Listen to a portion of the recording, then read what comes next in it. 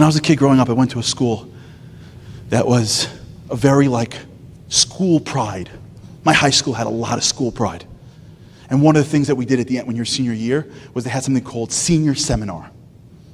Senior seminar is they take high school seniors, and they basically, most seniors, and they team you up with freshmen, and they have school pride and a school weekend, and basically you make it. Now, I was not a great student at all. I was a rough kid growing up.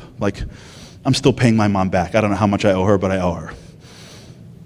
I was such a bad kid, I'll never forget one time, I walked into the principal's office, where I spent most of my time, and the principal, I kid you not, I walk in, he picks up the phone, and it's my mom. I said, how'd you get my mom? He goes, oh, I moved your mother to speed dial. It was just easier for me. And he shows me his phone. His wife, his mom, my mom. And my mom is central. You know those Jewish mothers that are crazy defenders of their kids? You know those types who it's insane what they say, but they just get away with it? You know those mothers? My mother is central casting like that. She'd pick up the phone every time, Mrs. Harary, and then she'd go into it. He didn't do it. It's not his fault. He's going to be a lawyer one day. His grandfather survived the Holocaust. And he's like, Mrs. Harary, he almost burnt the school down. And she's like, you can get insurance proceeds. The building was ugly. That type of psychoness, you know what I'm talking about? That's my mom. Defending me to a level where even I'm uncomfortable. One year I ran for the student vice president, and I won. He sees me in the hallway, he goes, Charlie, something positive besides basketball. I'm like, I think basketball's positive. He goes, you did something for the school. I'm so proud of you.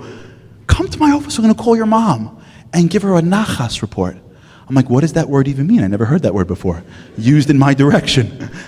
He goes, we're going to tell her something nice about you. I'm like, this is wonderful. I don't know how she's going to react. I'll never forget this. I go to his office, sit down, picks up the phone. It's my mom. He goes, Mrs. Harary, and she goes into it. He didn't do it. It's not his fault. He didn't mean it. His grandfather survived the Holocaust. So he goes, Mrs. Harary, Mrs. Harary, Mrs. Harary. He goes, I'm calling for something good. I'll never forget this. It's silence. And she goes, who is this? Yep. That's me.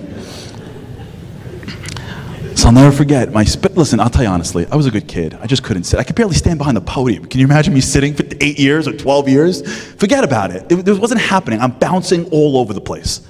So I wasn't a good student, but I was a good kid. I played basketball, I was involved, whatever. And I always thought in my heart that the school knew that. I always thought the school got it. There are student kids that just can't sit. But they're not bad kids, they just can't sit. You know, there's a difference.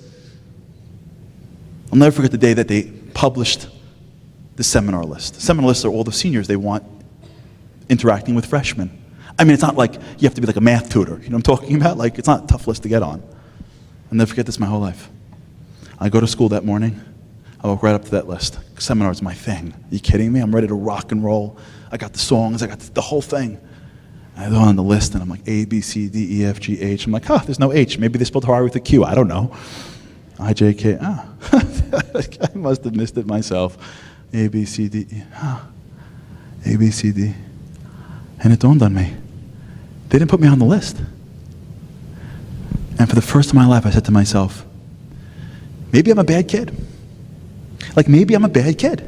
I thought I was a good kid that couldn't sit, but maybe they see something in me that I didn't see in myself. Maybe I'm really a bad kid. They don't want me around other kids. And I felt so stupid. I'm like, I'm such a moron. Here I am thinking that I'm a good kid. All these years I'm walking around and thinking they know that I'm a good guy. I just can't sit. And here I am. I'm a bad influence. And that hit me like a punch in the stomach. I called my mom and said, Mom, I gotta go home. She's like, you okay? I'm like, I gotta go home. And on the way out, people are like, you going to seminar? I'm like, seminar's stupid, I hate seminar. Just to be a guy about it. I go home, I'm out for the day. Our principal was a guy named Rabbi Eliach. He's one of the famous principals in New York. He had a son named Yotav Eliach who taught me Zionism in 9th grade. I'm in 12th grade. 3 years ago, one elective class. I'm sitting in my house, my mom picks up the phone. She goes, Charlie, Rabbi Eliach's on the phone for you. I'm like, Rabbi Eliach, the principal? I wasn't even in school. How do I get in trouble from being in my house? So I pick up the phone, I'm like, hi, Rabbi Eliach, it's me. I didn't do it, it's not my fault. I'm going to be a lawyer one day. My grandfather survived the Holocaust. And he goes to me, no. It's not Rabbi Eliach, it's Yotav Eliach. I said, Yotav? Why are you calling me? I haven't been in your class in 3 years. He goes, I was walking by the hall today. I looked at the list of people that were on seminar. I saw they didn't pick you. Man, they missed it. You're a good kid. You can't sit. But you're a good kid. How did they not see that? Just wanted you to know. 30 seconds. Changed my life. 30 seconds of this man's time to see a piece of me that nobody saw. 30 seconds of someone's time to look at me and go, no, don't form that schema. Don't you dare form the schema that says you're a bad influence. Don't you dare. Don't you dare. You're a good kid. I see it in you. I can tell you, the next year I was in Israel for the year, there were moves that I made, and when I was about to make this decision or that decision to change my life, you know what rang in my head? Not my mom, although she's awesome. Yes, you can. You know what rang in my head? My teacher from 9th grade who said, I see you. I see you. You're a good kid. You could be great in life. I see you. We spend our lives trying to feel like we're more when everyone around us is begging for somebody to see them. The greatest gift we have is our eyes. And we can use it to go to our family and to our friends and to our employees and to and you can use your eyes to walk around and see the greatness in other people that they don't see in themselves. They'll fight you for it. They'll disagree with you. It doesn't matter. But by looking at them to who they can be, you may be unlocking a piece of them that would never have come out but for you. Not because they're not trying, but because their brain can't see it. And maybe, just maybe, you want to know how we can see greatness in ourselves? Maybe when we spend our time seeing in everybody else, we are actually conditioning our eyes to see greatness in people, that one day we look in the mirror, and we see looking back at us, someone greater than we saw yesterday. Because at the end of the day, who we are is infinite. What we can accomplish is infinite. Our challenges are nothing compared to what's inside us. And sometimes it's not how hard we try. Sometimes it's how much we believe we can. And when we allow ourselves to see it in each other, our friends, our family, our children, our parents, when we walk around and with spiritual eyes, we see the invisible. We see people in ways that they don't see themselves, and we enable them to find pieces of themselves that would never have come out but for us.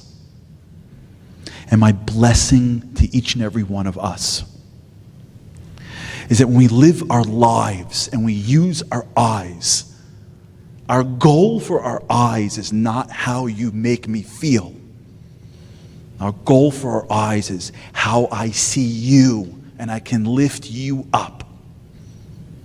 Because we should live lives that at the end of it, however long this is, we're in a yard site tonight.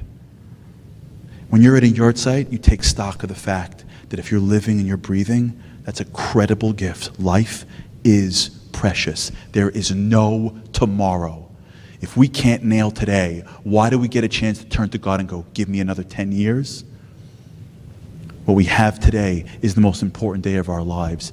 And we should never, ever look at anyone in our lives and say, how did I miss it? How did I miss it? I can't believe they became. How did I miss that? Because when we see it in people, we'll see it in ourselves. And before you know it, you know that feeling you get with that teacher like was in 3rd grade? Everyone have that like 4th grade teacher that saw you? You know what I'm talking about? When you're in her presence, you just feel good. You can't tell why. It's because she sees you. We should be those people. When people come into our orbit, they should just feel like, I don't know, how do I feel different? It's because you see me. You see how I can be? And with that, we should unlock the potential in each other, which unlocks potential in ourselves.